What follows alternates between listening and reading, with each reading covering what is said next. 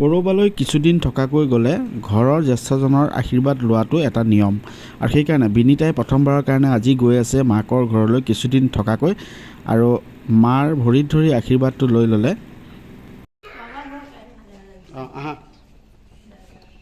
আৰু সেৱা কৰি ল'লে বোৱাৰীয়ে মাকৰ। ব'লা, বাই বাই। পূৰা জ্বৰ উঠি আছে, জ্বৰটো বহুত হৈছে নেকি? এই কেলপলটো খুৱাই দিয়া। 103 থাৰ্মোমিটাৰ জুখিছিলোঁ বোলা। আৰু এতিয়া আমি তাই থাকিব আৰু বিন্দিয়া থাকিব লগত, মাৰ কাৰণে কোনো চিন্তা নাই। গতিকে বলা বলা বলা বলা, এই যে এইটো বেগ টানা।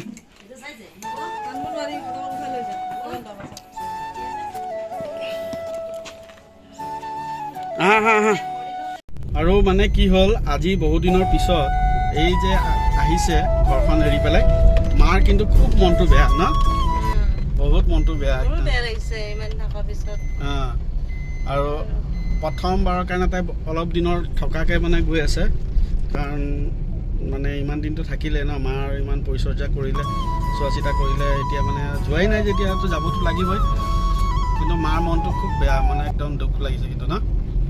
বহুত দিন পাই গ'ল ন তোমাক, সেইটো কাৰণে। আৰু এনি টাইম তাইক বস্তু যোগাৰ চোগাৰ চব দি থাকে, কোনো বস্তু লাগি থকাই হয়।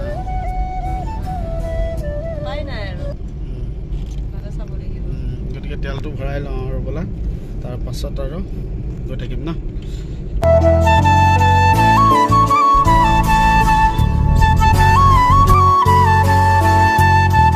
তামাম দিছোঁ। আৰু এইখন হ'ল সন্তোষ ধাবা। ইয়াতে খানা এটা লাইন হোটেল আজি প্ৰথম। আৰু লাইন হোটেলৰ খানাবিলাক এনেকৈ বনাই থাকে বাহিৰত না। हाँ, रोटी रोटी होगा ना? रोटी और क्या होगा? रोटी लगभग चिकन मटन। ओके ओके, ठीक है। हाँ, চাওক, ৰুটিৰ লগত তাৰকা খাবলৈ যদি আপোনাৰ ভালকৈ মন আছে তেতিয়াহ'লে আপুনি লাইন হোটেলতেই সোমাব লাগিব। লাইন হোটেলৰ বাদে ভাল তাৰকা ক'তো নবনায়। গতিকে সেইকাৰণে আমি সোমালোঁ এইখন লাইন হোটেলত। এটা কথা কি, সদায় ৰেষ্টুৰেণ্টত কিমাননো খাব, আৰু ধাবাত খোৱাৰ আমেজটো খুব বেলেগ। আৰু এয়া আহি গৈছে, আমি এতিয়া খাম। খোৱা এনেকুৱা এক্সপিৰিয়েঞ্চো থাকিব লাগে ন, খাব লাগে। পিঁয়াজ নেমু আহি গৈছে। খাই উঠি আমি গৈ আছোঁ, কিন্তু বিনীতা টোপনি মৰাত লাগিছে, কাৰণ ৰ'দ আহি পৰিছে চকুত। শুই গৈছে, দেখিছে? মই মনে মনে দেখুৱাব বিচাৰিছোঁ। আৰু ৰ'দ পৰি আছে না, ৰ'দ পৰি আছে না পূৰা। ৰাতি জ্বৰ চৰ্দি আৰু এলাৰ্জি টেবলেট তাই খাই দিলে, আৰু সেইকাৰণে এতিয়া টোপনি লাগিছে হ'বলা। আৰু মই এতিয়া বেঙাৰ নিচিনা গাড়ী চলাই চলাই গৈ আছোঁ, আৰু উপায় নাই আৰু কি কৰিব। আমি প্ৰায় গ'লে মানে ক'ৰবালৈ গ'লে জুবিন গাৰ্গৰ গান শুনো ন। জুবিন গাৰ্গৰ গান শুনি খুব ভাল লাগে। আৰু এটা কথা কওঁ দেই, আপোনালোকে এইটো অফ কৰাচোন, এইটো চাউণ্ড। মানে এটা কথা কওঁ, যোনেই নহওক, অভিনেতা হওক, সংগীত শিল্পী হওক, জুবিন গাৰ্গেই হওক, যতীন বৰাই হওক, যোনেই নহওক, আমি কিন্তু তেওঁলোকক অভিনেতা বা সংগীত শিল্পী হিচাপে কিন্তু অসমৰ ৰাইজে কিন্তু বহুত ভাল পায়, হয়নে? এতিয়া ৰাঘৱখন লৈ পেলাই যিটো কণ্ট্ৰভাৰ্চি চলি আছে, তেওঁলোকক মানে বহুতেই ভাল পায় মানুহে। কিন্তু এজ এ সংগীত শিল্পী বা শিল্পী বা অভিনেতা সেই হিচাপেহে ভাল পায়। কিন্তু যদি আপুনি মানুহে নিবিচাৰা ক্ষেত্ৰখনত, ধৰা ৰাজনীতিৰ ক্ষেত্ৰখনত যদি যাব বিচাৰে, তেতিয়াহ'লে নিশ্চয়কৈ মানুহৰ মনত কেতিয়াবা আঘাত দিবও পাৰে কিছুমান কথা। যেনেকৈ এতিয়া ৰাঘৱ যতীন বৰাৰ ক্ষেত্ৰতে হৈ আছে, হয়নে? এইটো হ'বলগীয়া মানে হ'বলগীয়া নাছিলে, কিন্তু তেখেতে তেতিয়া কিবা এটা ভুল কৰি থৈছে। সেই ভুল কৰি থোৱাৰ কাৰণে তেখেতে সেই ভুলটো যে কৰি থৈছে, সেই ভুলটো কৰি থোৱাৰ কাৰণে এতিয়া মানুহে মানে এতিয়া পাহৰা নাই, হয়নে? আৰু সেইকাৰণে এতিয়া মানুহে মানে বদলা ল'ব বিচাৰিছে, আকাংক্ষা। আৰু কিছুমানেতো ভালেই পাইছে, চাইছে, ভাল বুলিয়েই কৈছে। আৰু যিসকল মানে এই সামাজিক মাধ্যমত মানে যিটো কণ্ট্ৰভাৰ্চি সৃষ্টি কৰি আছে, মানে বিভিন্ন পোষ্ট দি আছে, বিভিন্ন কমেণ্ট দি আছে, তেওঁলোকে কিন্তু এনেই দিয়া নাই কিন্তু দেই, ইয়াৰ আৰুতো কিন্তু কথা আছে কিন্তু। আৰু এতিয়া হৈ গ'ল আবেলি, আৰু আবেলি মই আৰু বিনীতাই লৈ ল'লোঁ একাপ কফি। আৰু কফি খাই ঘৰলৈ কেইটামান মিঠাই বান্ধি লৈ যামগৈ এতিয়া গুৱাহাটী। বজাৰত আৰু কি বস্তু নোলাব, এইটো চাওক, নিজে নিজে লাইট জ্বলি যায়। জ্বলি যায় নেকি?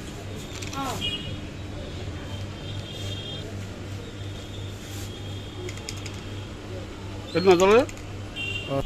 আৰু এটা বস্তু দেখাম দেই গাইজ, এইটো চাওক, এনেকুৱা এটা পলিথিন আহিছে কেৰি বেগ। এই কেৰি বেগটো দেখিবৰ কাৰণে একদম প্লাষ্টিক নহয়, আৰু এই পলিথিন কি ওলাব ন, ইয়াত কি লিখা আছে দেখিছে, I am not plastic, 100% compostable, I am not plastic.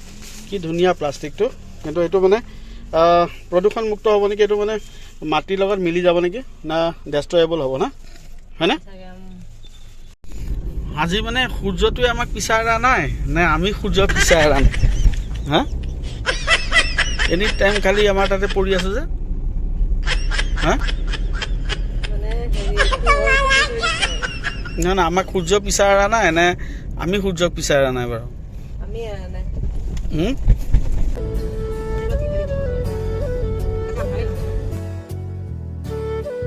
আহি আছো এতিয়া সন্ধিয়া হৈ গ'ল, বহুত আন্ধাৰে হৈ গ'ল, আৰু তাই এতিয়া ঘৰৰ পৰা ফোন কৰিয়ে আছে। কি ফোন কৰি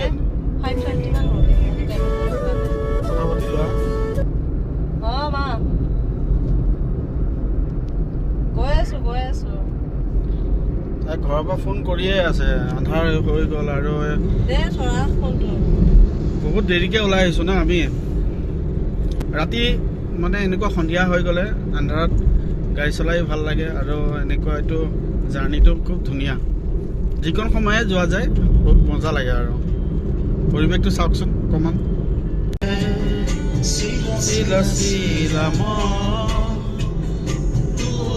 আকাশৰে ঘূৰি ঘূৰি ঘূৰি মনকে পাকে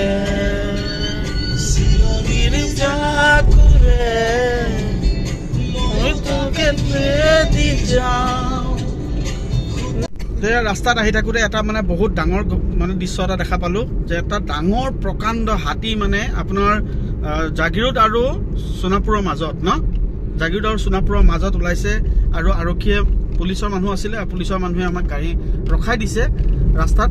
মানে এইটো যিহেতুকে নেশ্যনেল হাইৱে ন, নেশ্যনেল হাইৱেত বহুত গাড়ী আপ ডাউন কৰে, আৰু কিন্তু এই ৰাতি যে আপোনাৰ ইমান ডাঙৰ হাতী ওলাই আহিছে, এইটো কিন্তু আচৰিত কথা দেই।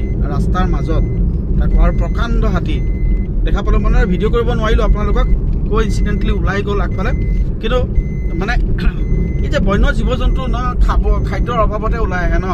একচুৱেলি আমি সদায় কিন্তু এই যি প্ৰকৃতিৰ সংৰক্ষণ, আমি যে সদায় কৈ থাকোঁ যে গছ গছনি কাটিব নালাগে, কিন্তু একচুৱেলি সঁচা কথা। কিন্তু এই গছ গছনি যিমানে ধ্বংস হ'ব, পাহাৰত যিমানে খাদ্যৰ অভাৱ হ'ব, সিমানেই মানে এই যি বন্য জীৱ জন্তু যেনে হাতীটো মানে এনেকৈ ওলাই আহে, খাদ্যৰ সন্ধানত ওলাই আহিব।